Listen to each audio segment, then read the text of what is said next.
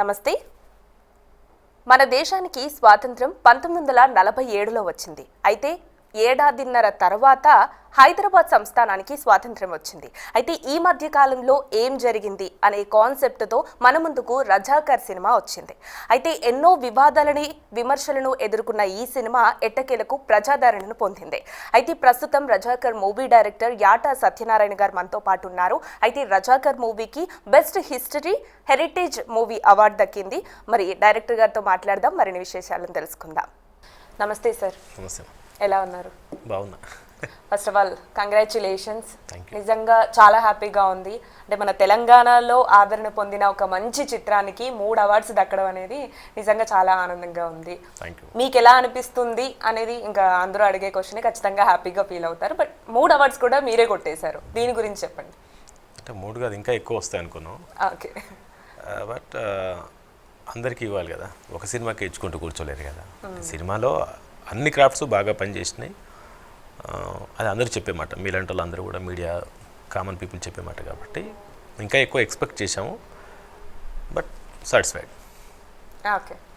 So music director Bheems గారికి కూడా best music director award వచ్చింది. సో ఆయన గురించి చెప్పండి. బీమ్స్ది 20 ఏళ్ళ కష్టం. ఎప్పుడో ఇండస్ట్రీకి వచ్చి ఎన్నో ప్రయత్నాలు చేసి ఇప్పుడు లైమ్లైట్లో ఉన్నాడు. ఇప్పుడు చాలా కాలం తర్వాత సినిమా అవార్డ్స్ ఒక గవర్నమెంట్ ఇవ్వడం, దాదాపు 14 ఏళ్ళ తర్వాత బైఫర్కేషన్ జరిగిన తర్వాత ఇప్పుడే ఇస్తున్నారు. అందులో ఫస్ట్ టైమే బీమ్స్కి బెస్ట్ మ్యూజిక్ డైరెక్టర్ అవార్డు రావడం మా అందరికీ చాలా సంతోషించాల్సిన విషయం. ఈవెన్ తనకు కూడా, తను ఇప్పుడు రీచ్ అయ్యాడు. ఇప్పుడు చిరంజీవి గారితో సినిమా చేస్తున్నాడు, చిరంజీవి గారు సినిమాకి చేస్తున్నాడు. బట్ ఏదేమైనా తను కూడా చాలా హ్యాపీగా ఫీల్ అయ్యాడు. దాదాపు అతని కళ్ళల్లో నీళ్ళు తిరుగుతూనే ఉన్నాను నేను అవార్డు అనౌన్స్ చేసిన తర్వాత. అట్లనే మనం తక్కువ చూస్తాం మేకప్ మ్యాన్స్కి అవార్డు రావడం, మేకప్కి అవార్డు రావడం అనేది చాలా రేర్గా చూస్తూ ఉంటాం కదా. మన శ్రీను గారికి కూడా అవార్డు వచ్చింది, మేకప్లో బెస్ట్ మేకప్ అవార్డు వచ్చింది. ఆయన గురించి చెప్పండి. శ్రీను కూడా నేను మనోయజ్ఞం అనేది చూసే ఫ్యాంటసీ చేసినప్పటి నుంచి నాకు పరిచయం, నాతో వర్క్ చేస్తున్నాడు. మనోయజ్ఞం కూడా తనకు మేకప్ మ్యాన్గా బెస్ట్ మేకప్ అని అవార్డు వచ్చింది. అప్పుడు నాకు బెస్ట్ ప్రాజెక్ట్ అవార్డు వచ్చింది, సీఎం నంది అవార్డు ఉన్నప్పుడు. తను మంచి టెక్నీషియను. ఈ ప్రాజెక్ట్కి ఏంటంటే 1940 బ్యాక్డ్రాప్లో చేశాం కాబట్టి అప్పటికి తగ్గట్టుగా ఆ క్యారెక్టర్స్కి మేకప్ చేయడానికి తనకు అవకాశం ఉంది. మోడర్న్ మేకప్ అని కాకుండా కొంచెం అక్కడికి ఆ క్యారెక్టర్ని అక్కడ తీసుకెళ్ళడానికి తనకు అవకాశం ఉంది. సో అంతేకాదు, ఎప్పుడూ రావడం కాదు, రెగ్యులర్గా అన్ని అవార్డ్స్లో మేకప్ కేటగిరీ ఉంటుంది, గవర్నమెంట్ అవార్డ్స్లో ఉంటుంది. ఇతనికి ఇంతకుముందుకు యమదొంగ సినిమాకి వచ్చింది, దీనికి వచ్చింది, మనోయజ్ఞంకి వచ్చింది, చాలాసార్లు వచ్చింది. సిన్సియర్ శ్రీనివాస్, బాగా సిన్సియర్. ఇంకోటి క్యారెక్టర్ గురించి ఒకసారి చెప్తే ఆ క్యారెక్టర్లోకి లీనమైపోతాడు. మనం హాయిగా ప్రశాంతంగా ఉండొచ్చు. తన క్యారెక్టరైజేషన్ చెప్పేస్తే మనం ప్రశాంతంగా ఉండొచ్చు, అది రెడీ చేసుకుని తీసుకొని వచ్చేస్తాడు. మేకప్ కూడా అంత న్యాచురల్గా అంతే. ఇప్పుడు మన 40స్లో అసలు మేకప్ ఏమి ఉండదు, ఎండకు కమిలిపోయినట్టు వాళ్ళు పడ్డ కష్టాలు అవి ఉంటాయి, దాని తగ్గట్టుగా అదే మేకప్ చేయాలి. అవును, అదే కాబట్టి అతను నిజంగా డిజర్వ్. సో అంటే ఎప్పుడైతే తెలంగాణ రాష్ట్ర ప్రభుత్వం గదర్ అవార్డ్స్ అనేవి అనౌన్స్ చేసిందో అప్పటి నుంచి కూడా కొన్ని విమర్శలు అనేవి వస్తూనే ఉన్నాయి. ఎట్టకేలకి అవార్డ్ ఫంక్షన్ జరగబోతుంది, సో అవార్డు అందుకోబోతున్నారు కూడా. దీని మీద మీ అభిప్రాయం ఏంటి? అంటే చాలా విమర్శలు వచ్చాయి కదా, గదర్ అవార్డ్స్ ఏంటి అని. అంటే విమర్శలు చేసేవాళ్ళు ఎప్పుడూ ఉంటారు, చేసేవాళ్ళ కోణం వేరు, ఇద్దాం అనుకున్న వాళ్ళ కోణం వేరు. ఇప్పుడు ఏంటంటే చేసేవాళ్ళు చేసేవాళ్ళని పాజిటివ్గా కాసేపు ఆలోచిస్తే, విమర్శ చేసే వాళ్ళని పాజిటివ్గా కాసేపు ఆలోచిస్తే, గద్దర్ అనే వ్యక్తి సామాజిక న్యాయం కోసం బడుగు బలహీన వర్గాల తరపున పోరాటం చేసిన వ్యక్తి కాబట్టి, సినిమా అనేది గ్లామర్ ఫీల్డ్ కాబట్టి గ్లామర్ ఫీల్డ్కి గద్దర్ అవార్డు ఏంటి అనేది సద్విమర్శ అనుకుంటే, నేను అబ్జర్వ్ చేసింది ఏంటంటే ప్రభుత్వం అనేది ఒక కళాకారుడిగా గద్దర్ని గుర్తించింది. ఒక కళాకారుడిగా గద్దర్ని గుర్తించి ఈ కళలకు ఒక కళాకారుడి పేరు పెట్టాలనుకుంది కాబట్టి గద్దర్ గారి పేరు పెట్టింది, అంతే. గద్దర్ గారి వ్యక్తిగతంగా ఏది ఇష్టం, దేని మీద పోరాటం అనేది కాదు. గద్దర్ గారు కళాకారుడు, గద్దర్ గారు కవి, గద్దర్ గారు ప్రజాగాయకుడు, గద్దర్ గారు సినిమా రచయిత కూడా. సో కళాకారుని గుర్తిస్తూ కళాకారుడి పేరు మీద ఈ గద్దర్ అవార్డుని అనౌన్స్ చేశారు కాబట్టి ఇది నాకేమి విమర్శ అనిపించలేదు. మేబీ విమర్శించే వాళ్ళు కూడా అలా ఆలోచించుంటారు తప్ప ఇలా ఆలోచిస్తే క్లియర్గా ఉంటుంది. అలాంటి విమర్శల్ని పట్టించుకోవాల్సిన అవసరం లేదు. కొన్ని సద్విమర్శలుగా తీసుకొని రెక్టిఫై చేసుకోవాలి అంతే. చాలా బాగా చెప్పారు. అంటే నెగిటివిటీలో కూడా మనం పాజిటివిటీ ఎలా తీసుకోవాలి అనేది నిజంగా చాలా బాగా చెప్పారు. చాలా ఈజీగా చెప్పేశారు మీరు. అండ్ గద్దర్ అవార్డ్స్ గురించి మాట్లాడుకున్నాం కదా, గద్దర్ గారితో మీకు పరిచయం ఉందా? ఉంది. ఒక విచిత్రమైన పరిచయం. నేను జర్నలిస్ట్గా చేసేటప్పుడు ఆయన్ని అరెస్ట్ చేశారు ఒక దగ్గర. అరెస్ట్ చేసినప్పుడు ఎవరూ లేరు. తర్వాత ఆయన వాళ్ళ వైఫ్ శ్యామల గారు ఆయన కోసం పాపం పరిగెత్తుకుంటూ వచ్చారు. ఆవిడకి సపోర్ట్గా ఎవరు లేరు, ఎందుకంటే భయం. సపోర్ట్గా వీళ్ళకుంటే అదే వర్గం అనుకొని తీసుకెళ్ళి అరెస్ట్ చేసేమని ఇబ్బంది పెడతారేమని. అలా ఒక 1.5 డే నేను ఆవిడకి హెల్ప్ఫుల్గా ఏ ఇబ్బంది కాకుండా నేను దగ్గరుండి చూసుకున్నాను. చివరికి అక్కడి నుంచి ఒకరోజు మొత్తం ఆయన్ని స్టేషన్లో పెట్టి నెక్స్ట్ డే హైదరాబాద్కి షిఫ్ట్ చేస్తుంటే ఆవిడ నన్ను నిన్న నుంచి నాకు ఈయన సహాయంగా ఉన్నారు అని ఆవిడ చెప్పగానే గద్దర్ గారు ఇలా 2 చేతులు పెట్టి ఇలా దండం పెట్టారు. అది ఫస్ట్ పరిచయం.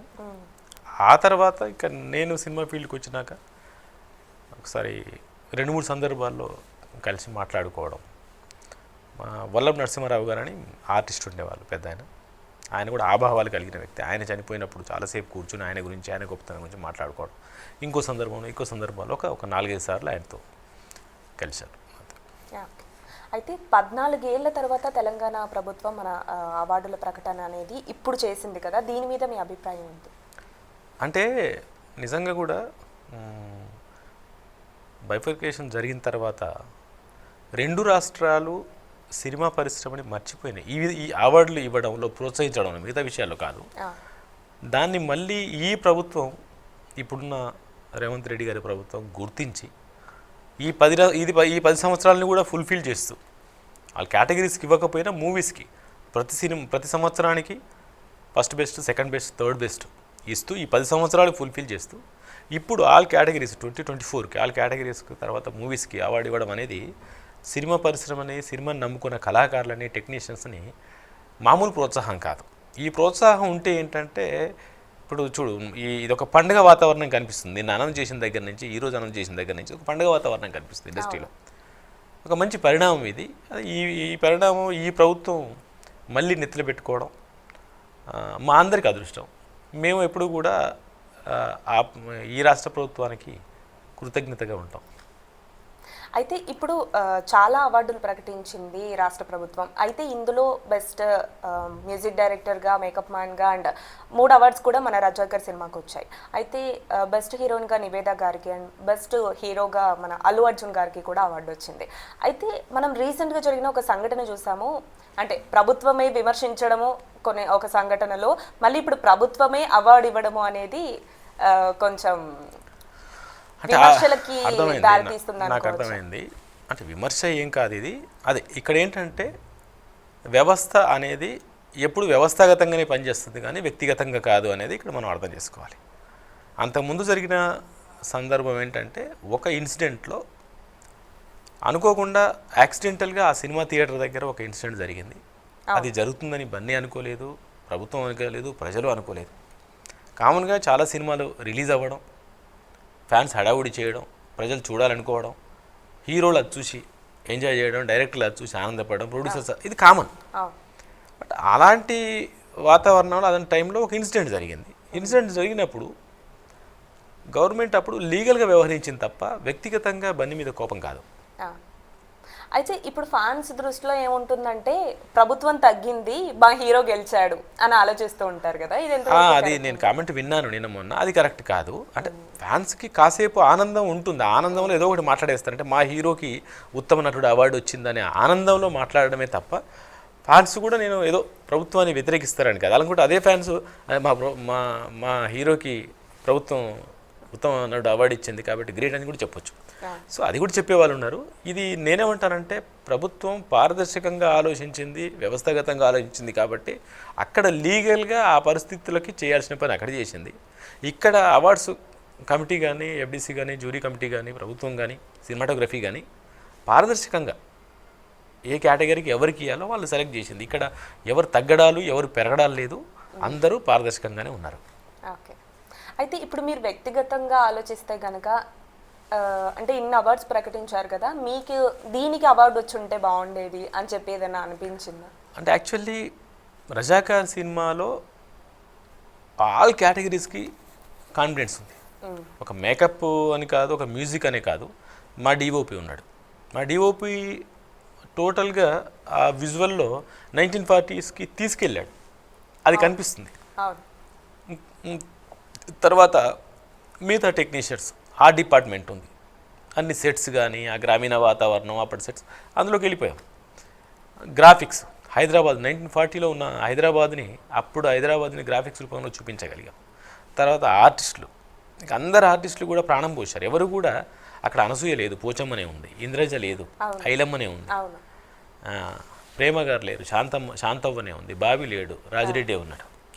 అట్లా అందరి క్యారెక్టర్స్, ఈవెన్ రాజర్జున్ కానీ, మకరంద్ దేశపాండే కానీ, తేజ్ సప్రో, సర్దార్ వల్లభాయ్ పటేల్, అందరూ కూడా ఆ క్యారెక్టర్స్ కనిపిస్తారు తప్ప ఆర్టిస్టులు కనపడరు. సో అందరు ఆర్టిస్టులకు కూడా మాకు వస్తుందేమో అది ఉంది. ఈవెన్ నేను కూడా ఫస్ట్ డెబ్యూట్ డైరెక్టర్గా నేను ఆశించాను, వస్తుంది అనుకున్నాను. 100% నేను చాలా కాన్ఫిడెంట్గా ఉన్నాను.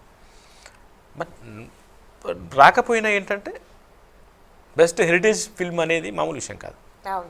ఆ అవార్డు నా సినిమాకి వచ్చిందంటే బెస్ట్ హెరిటేజ్ ఫిల్మ్ అవార్డుగా నా ప్రొడ్యూసర్ నేనే కలిసి అవార్డు తీసుకోబోతున్నాం.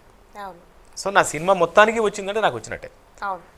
ఈవెన్ మా మ్యూజిక్ డైరెక్టర్కి వచ్చింది, శ్రీనికి వచ్చింది, కాబట్టి హ్యాపీ. అయితే రజాకర్ సినిమా రిలీజ్కి ముందు చాలా విమర్శలు వచ్చాయి, చాలా డిస్కషన్స్ వచ్చాయి, అట్లాగే పాజిటివ్ రెస్పాన్స్ కూడా అప్పుడు కూడా వచ్చింది. అయితే ఇప్పుడు 3 అవార్డ్స్ వచ్చాక కూడా ఇంకా మనం పాజిటివ్ రెస్పాన్స్ కానీ నెగిటివ్ విమర్శలు కానీ వింటూనే ఉన్నాం. మీ వరకు వచ్చిన మాటలు ఏమైనా ఉన్నాయా? అంటే పాజిటివ్ నెగిటివ్ ఏంటంటే, నిన్న ఎవరో మీలాంటి వాళ్ళు ఇంటర్వ్యూ చేస్తూ ఆ సినిమాకు బెస్ట్ హెరిటేజ్ అవార్డు ఇవ్వడం ఏంటి, అదొక కమ్యూనల్ సినిమా కదా, లేదా ఒక పార్టీ ప్రాపగండా అని చేశారు. అది కూడా నేను చెప్తున్నా సద్విమర్శనే. అతనికి తెలుసో తెలియకనో వాళ్ళకు కొంచెం వాళ్ళ ఆలోచన శక్తి అంతే ఉండడం వలన అది చేసే విమర్శ తప్ప. ఇక్కడ ఏంటంటే ఫస్ట్ మనం సినిమాగా తీసుకున్నప్పుడు సినిమా తప్పు ఒప్పు అనేది సెన్సార్ నిర్ణయిస్తుంది, బయటికి పంపిస్తుంది. వన్స్ సెన్సార్ అనేది నిర్ణయించిందంటే, సెన్సార్ అనేది నిర్ణయం తీసుకుంది అంటే ఇవన్నీ తప్పులన్నీ చూసి బయటికి పంపించినట్టే, అక్కడ అయిపోయింది, సర్టిఫికేట్ వచ్చేసింది. ఇంకా ఇప్పుడు దాని గురించి మాట్లాడొద్దు, టైం వేస్ట్. ఎందుకంటే దాని గురించి మాట్లాడితే మీరు సెన్సార్ని ఇబ్బంది పెట్టినట్టు, సెన్సార్ని నిందించినట్టు, సినిమాని కాదు. నెక్స్ట్ ఇప్పుడు సినిమాలాగానే చూడాలి. సినిమాలాగా చూసిన తర్వాత సినిమా ప్రజెంటేషన్ ఎలా ఉంది, సినిమా జనాలు ఎలా ఆదరించారు, క్రాఫ్ట్స్ ఏం పనిచేసినాయి, టెక్నీషియన్స్ ఎలా పనిచేశారు, ఆర్టిస్టులు ఎలా పనిచేశారు, ఓవరాల్గా సినిమా ఎలా ఉంది, ఈ దృష్టితోనే మాట్లాడాలి. నెక్స్ట్ బెస్ట్ హెరిటేజ్, అవును కదా, ఇది భారతదేశంలో హైదరాబాద్ సంస్థానం విలీనం అవ్వడం కోసం జరిగిన పరిణామాల మీద, పరిస్థితుల మీద, వాటిని ఆధారంగా చేసుకొని చేసిన సినిమా. సో అది జరిగింది కదా హిస్టరీలో. భారతదేశంలో హైదరాబాద్ విలీనం అయింది కదా, హైదరాబాద్ సంస్థానం. దానికోసం సర్దార్ వల్లభాయ్ పటేల్ ఇక్కడి నుంచి వచ్చాడు కదా, ఆపరేషన్ పోలో జరిగింది కదా. ఇక్కడ ఉన్న కమ్యూనిస్టులు కానీ, కాంగ్రెస్లు కానీ, ఆర్య సమాజ్ కానీ, ప్రజలు కానీ ఫైట్ చేశారు కదా, అందులో ఉన్నదే చేశాము, ఇలా ఇంకేముంది. కాబట్టి ఏంటంటే ఇక్కడ ఒక పార్టీకో, ఒక మతానికో, దేనికో సంబంధం లేదు. ప్రతిదీ జరిగిందంత ప్రూఫ్స్ ఉన్నాయి. ఆ ప్రూఫ్స్ ఆధారంగానే సినిమా చేసాం. అలానే చూస్తే బెటర్ అనేది నా ఉద్దేశం. కాబట్టి ఇంకా విమర్శ అంటే ఏదో మీడియా ముందు మాట్లాడడం కోసం బాగుంటుంది తప్ప నిజం అది కాదు. అయితే మీరు అన్నట్టు పార్టీ పరంగానో మతపరంగానో చాలామంది ఆలోచిస్తూ ఉంటారు. అయితే రజాకార్ల పాలన గురించి జనరల్గా మన ఊర్లలో కానీ పెద్దవాళ్ళు కానీ ఇంకా మాట్లాడుకునే సందర్భాలు కూడా ఉంటాయి. దాన్ని కళ్ళకు కట్టినట్టు చూపించడము, అది అంటే ఆల్రెడీ మాట్లాడుకున్న వాళ్ళకి కానీ, దాని గురించి విన్న వాళ్ళకి కానీ చూడ్డానికి ఇలా ఉండేది అని చాలా ఎమోషనల్గా అయిపోతూ ఉంటారు. అయితే ఈ రజాకార్ సినిమా తీయడానికి గల కారణం ఏంటి? మీకేమైనా అలాంటి ఎక్స్పీరియన్స్ జరిగిందా? అంటే వినడం కానీ బాగా హార్ట్ టచింగ్ అలా ఏమన్నా అనిపించిందా? ఉన్నాయి, చాలా సంఘటనలు ఉన్నాయి. ఎందుకంటే చిన్నప్పటి నుంచి కూడా ఆ ప్రాంతానికి, నల్గొండ ప్రాంతానికి చెందినవాడిగా నేను ఇవన్నీ వింటూ చదువుతూ పెరిగినవాడిని. మా చుట్టూ ఉన్నవాళ్ళు, మా పెద్దలు, మా తాతల తండ్రులు చాలా విషయాలు చెప్పేవాళ్ళు. బూట్ల శబ్దం వినిపిస్తే ఎక్కడో జొన్న చేల్లో సజ్జ చేల్లో దాక్కునే వాళ్ళం, బావుల్లో దాక్కునే వాళ్ళం. ఇంట్లో గుణలను ఉంటాయి, కుండలు పెద్ద, అందులో దాక్కునే వాళ్ళం. ఇవన్నీ వింటూ వింటూ ఆ భయంతో పెరిగాం మేము, బెదిరిస్తూ పెరిగాం. అలా ఫైట్ చేసిన ఫ్యామిలీలో మా ఫ్యామిలీ ఒకటి, అలా ఫైట్ చేసిన ఫ్యామిలీలో మా ఫ్యామిలీ ఒకటి. అలాంటి ఫ్యామిలీ నుంచి వచ్చిన వాడిని నేను. కాబట్టి ఏంటంటే ఇది ముందు నుంచి తెలిసి ఉంది. కాబట్టి అదే టైంలో మా ప్రొడ్యూసర్ గారు నేను కలిసి, ఆయన కూడా ఆ ప్రాంతానికి చెందినవాడు, ఈ సినిమా మనం చేస్తే ఎలా ఉంటుంది అనుకోవడం, డిస్కస్ చేసుకోవడం. సో అలా చేద్దాం, కమర్షియల్గా వెళ్ళాలనే ఆలోచన ఉంటుంది ఆటోమేటిక్ ఎవరికైనా. నేను కమర్షియల్ డైరెక్టర్నే, కానీ నాకు ఇది చేద్దామని ఆలోచన వచ్చినప్పుడు ఇది గొప్పగా ఫీల్ అయ్యాను నేను. కమర్షియల్ నెక్స్ట్ చేసుకోవచ్చు, సినిమా తర్వాత చేసుకోవచ్చు, బట్ ఒక అవకాశం, ఒక ఆపర్చునిటీ వచ్చింది, ఒక టైం వచ్చింది, చేద్దాం అనిపించింది, చేసాం. అయితే మీరు చెప్పినట్టు మీ ఫ్యామిలీ కూడా ఎక్స్పీరియన్స్ చేసింది అని చెప్పినట్టు, అయితే సినిమా తీస్తున్న టైంలో అవేమైనా గుర్తొచ్చి మీరు బాగా ఎమోషనల్ అయిన సిచ్యువేషన్స్ ఉన్నాయా? అంటే ట్రైలర్ చూసినప్పుడే చాలా గూస్ బంప్స్ వచ్చేసాయి, ఆ ఒక్కొక్క డైలాగ్ వింటుంటే అంత స్ట్రాంగ్గా అనిపించింది. సో టీవీలో చూస్తున్న మాకే అలా అనిపిస్తే, లైవ్లో ఉంటారు మీరే డైరెక్టర్ కాబట్టి, మీకు ఏమైనా బాగా ఎమోషనల్ అయిన సిచ్యువేషన్ ఉందా? చాలా ఉన్నాయి. ఇప్పుడు ఇంటర్వెల్ బ్లాక్ ఉంటుంది. ఇంటర్వెల్ బ్లాక్ ఏంటంటే అది మా మండలమే, చిట్యాల మండలం, గుండ్రంపల్లి అనే విలేజ్లో జరిగిన ఇన్సిడెంట్ అది. అక్కడ ఇప్పటికీ కూడా అక్కడ ఒక స్తూపం ఉంటుంది. ఒకేసారి అంతమందిని చంపి దొరికిన, ఆ చుట్టుపక్కల ఎన్ని గ్రామాలు ఉంటే అన్ని గ్రామాల్లో దొరికిన ప్రతి మగాన్ని చంపేసి, అందులో ఆ శవాల ముందు వాళ్ళ భార్యల్ని, వాళ్ళ పిల్లల్ని, అంటే వాయు వరుస లేకుండా ఆడదైతే చాలు చెడగొట్టడానికి ప్రయత్నం చేసి, అది ఇన్సిడెంట్. దాని మీద నేను చాలా వార్తలు రాశాను ఎన్నోసార్లు. వాళ్ళని ఇంటర్వ్యూ చేశాను, వాళ్ళని కలిశాను జర్నలిస్ట్గా ఉన్నప్పుడు. మళ్ళీ అదే నేనే పిక్చరైజ్ చేస్తున్నప్పుడు నిజంగా అది ఎలా ఉన్నారు, వాళ్ళు ఎలా భరించారు అప్పుడు అనిపిస్తుంది. మీరు అంటే రజాకర్ సినిమా విడుదలైనప్పుడు కూడా ఒక ఇంటర్వ్యూలో చెప్పారు, యముడు కూడా వీళ్ళని చూసి నేర్చుకోవాలి అనే పదం వాడారు కదా. అంటే వాళ్ళవి అట్లే ఉంటాయి ఇప్పటికి కూడా. నేను అంటే చాలా సంఘటనలు మనం చెప్పలేదు, ఇంకా అది డిస్కస్ చేసుకున్నా కూడా ఇది వస్తుంటుంది. అదే గుండ్రాంపల్లిలో ఆ క్యారెక్టర్ ఏదైతే ఉందో నేను చెప్పింది, ఆ క్యారెక్టరు వాడు ఇల్లు కట్టుకుంటుంటే వాడు బునాదిలో కూడా శవాలను వేసేసి పైనుంచి రాళ్ళు పెట్టి ఇల్లు కట్టేసాడు. అంటే అలా ప్రవర్తించడం. తర్వాత ఇంకా అది లేడీస్ విషయంలో ఎంత ఘోరంగా అంటే ఒక టార్చర్ చంపడం, ఓన్లీ చంపడమే కాదు, టార్చర్ వాడు. ఇలాంటివన్నీ కూడా చూస్తే నిజంగా ఇంట్లో సగం ప్రాణంతో ఉంచి కాలు చేతులు కట్టేసి తగలబెట్టడాలు, అంటే అది ఎలా ఐడియాలు వస్తే మనకు అర్థం కాదా, అట్లాంటి ఐడియా ఎలా వస్తుంది అనిపిస్తుంటుంది అన్నట్టు. అలాంటివి చాలా ఉన్నాయి. సో అయితే ఎన్ని విమర్శలు వచ్చినప్పటికీ కూడా సెన్సార్ ఓకే చేసిందంటేనే మనం మాట్లాడుకోవద్దు ఇంకా అని చెప్పేసి మీరు అన్నారు కదా. అయితే ఇప్పుడు ఆల్రెడీ మీకు సక్సెస్ వచ్చేసినట్టే అవార్డు వచ్చింది కాబట్టి, ఇప్పుడు రజాకర్ సినిమాకి సిరీస్లు కానీ నెక్స్ట్ సిరీస్ ఏదైనా తీసే ఛాన్సెస్ ఉన్నాయా? అంటే ఇమీడియట్గా అయితే ఆలోచన లేదు, చేయడానికి తగ్గ కాన్సెప్ట్ అయితే ఉంది, చాలా ఉంది. ఎందుకంటే ఒక నిజాం హిస్టరీ అనేది ఆసిఫ్ జాహీ వంశ చరిత్ర 224 సంవత్సరాల చరిత్ర. అందులో రజాకార్ వ్యవస్థ కానీ, బ్రిటిష్ అండ్ నిజాం పోలీస్ వ్యవస్థ కానీ, ఇలాంటి చాలా రకరకాలు ఉంటాయి అందులో. అవన్నీ సిరీస్లు తీస్తే ఒక 10 సిరీస్లు తీయచ్చు, అది పెద్ద ఇది కాదు. బట్ ఇప్పుడు నాకేంటంటే, నాకు సినిమాగా నెక్స్ట్ కమర్షియల్గా చేయాలని, అట్లా ఇమీడియట్గా చేయాలని లేదు, చేయడానికి స్కోప్ ఉన్న సబ్జెక్ట్ అయితే ఉంది. అయితే రజాకార్ల పాలన దాదాపు 100 సంవత్సరాల వరకు కూడా జరిగింది కదా. అయితే మీరు 1947 తర్వాత జరిగిన 1 ఇయర్కి సంబంధించిన సంఘటనలు మాత్రమే ఎందుకు సినిమాగా తీశారు? అదే అంటున్నాను. ఇప్పుడు ఆ సినిమా చేయాలనే ఆలోచన వచ్చినప్పుడు ఆది అంతాలు తెలుసుకోవడం చాలా కష్టం. ఎక్కడ స్టార్ట్ చేద్దాము, ఎక్కడ ఎండ్ చేద్దామంటే, ఇప్పుడు నువ్వు అన్నాడు 100 సంవత్సరాలది చేయడం అనేది జరగని పని.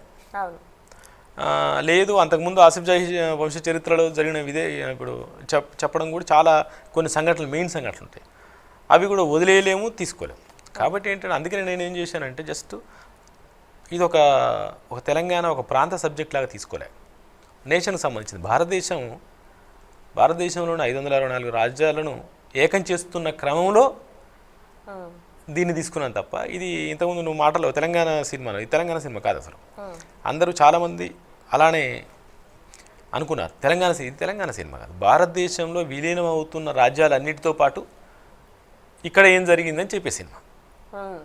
తర్వాత అన్ని రాజ్యాలు విలీనమైనవి కానీ కాశ్మీర్, హైదరాబాద్, ఇంకొకటి అది 3 విలీనం అవ్వలేదు. సరే అవి 2 పక్క పెట్టేస్తే జునాగఢ్ ఇంకోటి 3వది పక్క పెట్టేస్తే ఇప్పుడు దీని గురించి మనం చెప్పాలనుకున్నాం. ఇది మనకు చెప్పింది ఎందుకంటే కాశ్మీర్ కథ అందరికీ తెలుసు.